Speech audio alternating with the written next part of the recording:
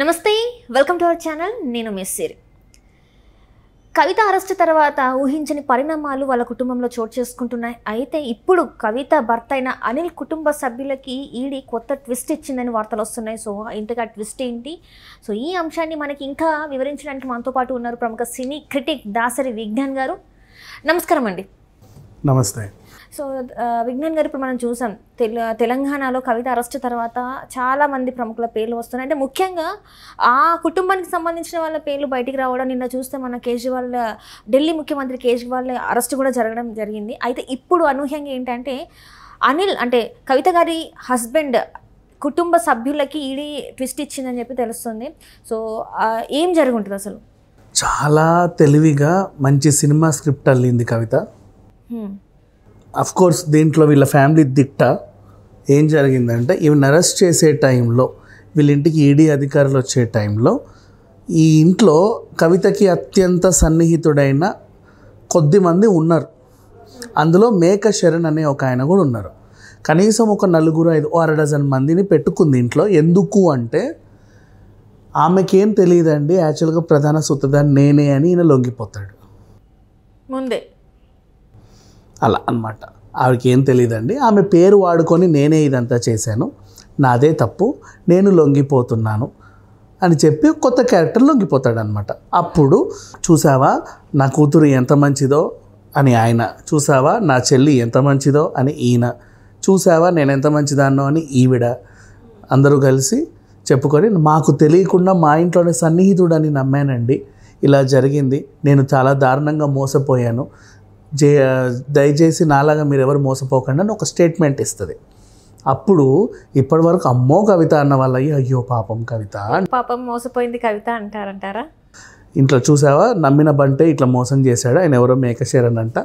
మేక శరణ్ ఎవరు అంటే బ్లూమ్స్ ఓవర్సీస్ లిమిటెడ్ కంపెనీకి ఆయన ఎండి.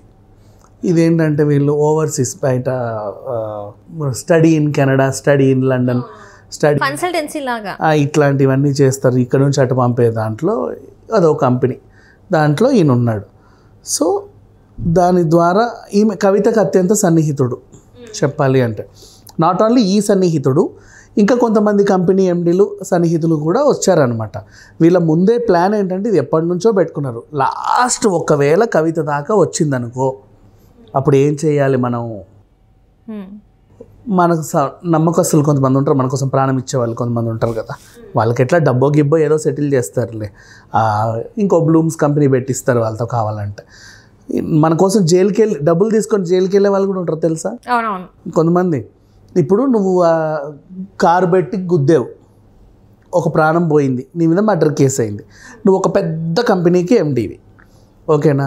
ఆ రోజు మా సార్ లేడండి, డ్రైవింగ్ సీట్లో ఉంది, నేనే పొరపాటున కొంచెం ఇట్ట కళ్ళు తిరిగేసరికి గుద్దాను అని ఒప్పుకుంటాడు. వాడికి 5 ఏళ్ళు శిక్ష పడుద్ది.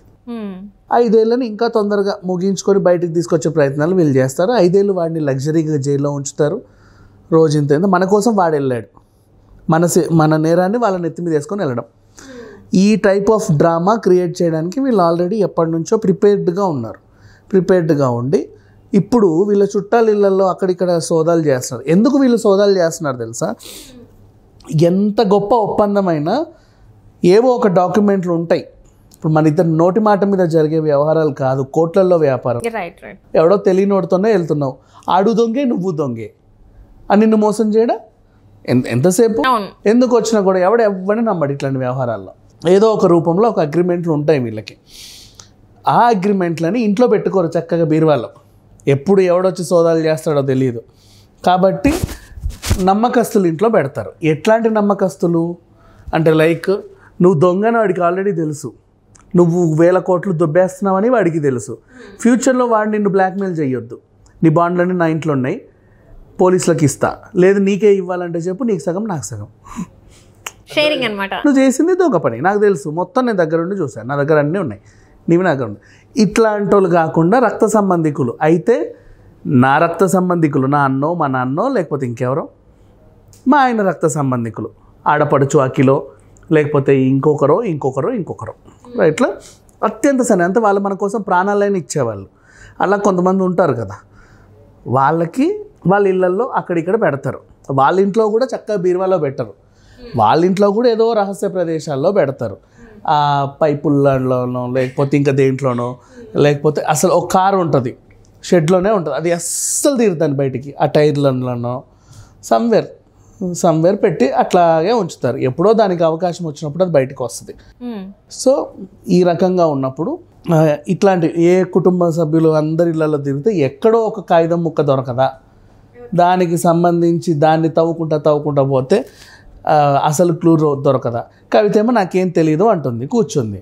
మేము వీళ్ళందరి ఇళ్ళల్లో వెతికిన తర్వాత డాక్యుమెంట్ ఏదైనా దొరికిందనుకో, ఏం తెలియదు అన్నావు కవిత, మరి డాక్యుమెంట్ ఎక్కడి నుంచి వచ్చింది చెప్పు, మీ ఒప్పందమే కదా, ఇప్పుడు చెప్పు, నిజం చెప్పు, ఇట్లా అడిగే అవకాశాలు ఉన్నాయి. అందుకే ఇంకో 3 రోజులు పొడిగించారు, ఆమె ఏం చెప్పట్లానే. సో ఇది సంగతి. వీళ్ళందరి ఇళ్ళలో చేసి ఇప్పుడు మేక శరణ్ అనే ఆయన ఇన్ కేస్ ఒకవేళ ఆయన అరెస్ట్ అయ్యి వీళ్ళ పిఏలు కూడా అఫ్కోర్స్ అరెస్ట్ అయితే అవ్వచ్చు, నేరం వాళ్ళ మీద వేసుకుంటారు. మేడంతోనే వెళ్ళామండి, కానీ ఈ డీల్ మేము కుదుర్చుకున్నాము, మేడం వేరే దగ్గర ఉండి మేము వీళ్ళతో కూర్చొని ఢిల్లీకి మేడం వచ్చిన మాట నిజమే, ఆ హోటల్కి మేడం వచ్చిన మాట నిజమే. ఆ రోజు ఆ హోటల్లో భోజనం చేయడానికి మేడం వచ్చింది. మేడం మీరు ఇక్కడే కూర్చోండి, ఇప్పుడే వస్తామని చెప్పి మేము పైన రూమ్కి వెళ్ళి వాళ్ళతో ఒప్పందం పెట్టుకొని వచ్చాం. మా మేడం తెలీదు. అంటే సేమ్ ఎలా సినిమాలో స్క్రిప్ట్ లాగా ఉంటుందో ఇక్కడ వీళ్ళకి పప్పుతో ప్రారంభించినప్పుడు మేము వెళ్ళాము, మేడం పెరుగు దగ్గరకు వచ్చేసరికి మేము దిగేసి వచ్చేసాం. అప్పుడే వచ్చారా అని అడిగింది మేడం, మీరు భోజనం చేశారా అని అడిగింది. చేసేసాం మేడం అని చెప్పేశాం, వచ్చేసాం. మా మేడంకి ఏం తెలియదు, నేనే దగ్గరుండి చేశాను. మా మేడం ఎట్లాంటి తప్పు చేయలేదు, తప్పు చేసిందంత మేమే అని చెప్పేసి వాళ్ళు ఒప్పుకుంటారు అంటారు. అట్లా అనమాట. పాపం ఎప్పటి నుంచో 10 ఏళ్ల నుంచి మమ్మల్ని చూసుకుంది, ఇలా చేయడం తప్పే, మాకు కూడా మొహం లేదు, మేడంకి చూపించుకోలేకపోతున్నాము, ఐఎమ్ సారీ మేడం, ఏమనుకోకండి, పోలీసులు నన్ను అరెస్ట్ చేయండి అని చెప్పేసి వెళ్ళిపోతారనమాట. ఈ స్క్రిప్ట్లలో భాగంగా ఇప్పుడు వీళ్ళు ఈ ప్లాన్ బి ఇది. మరి వాట్ అబౌట్ అనిల్ గురించి ఏంటి? అనిల్ని కూడా మరి ఈడీ అధికారులు విచారణకి హాజరుగమ్మన్నారు. ఆయన ఏమో అనూహ్యంగా నేను ఎంపీగా పోటీ చేస్తా అని చెప్పేసి ఆయన అంటున్నాడు. మరి దీన్ని ఎలా చూడాలి మనం? ఏ విధంగా చూసినా ఆయన ఏమనుకున్నాడంటే, అరెస్ట్ అయితే ప్రతిసారి సింపతీలు వస్తాయి కదా, ఆ సింపతి డ్రామా మీద దాన్ని యూటిలైజ్ చేసుకొని ఏదో చేసుకుందాం అనుకుంటున్నారు. సీఎంనే తీసుకొచ్చి లోపల వేసాడు, నువ్వు ఎంపీగా పోటీ చేస్తే ఎంత, ఎమ్మెల్యేగా పోటీ చేస్తే ఎంత, లేకపోతే నువ్వు ఇంకేమైనా పోటీ చేస్తే ఎంత, దేనికి అవసరమే ఉంది అని అనుకున్నాడు ఏదో చేద్దామని. అది అసలు ఆయన అఫ్కోర్స్ గెలవడు, బీఆర్ఎస్ పార్టీకే దిక్కులేదు. నువ్వు ఎంపీగా పోటీ చేసినా ఇంకేమైనా పోటీ చేసినా ఎవరికి ఉపయోగం?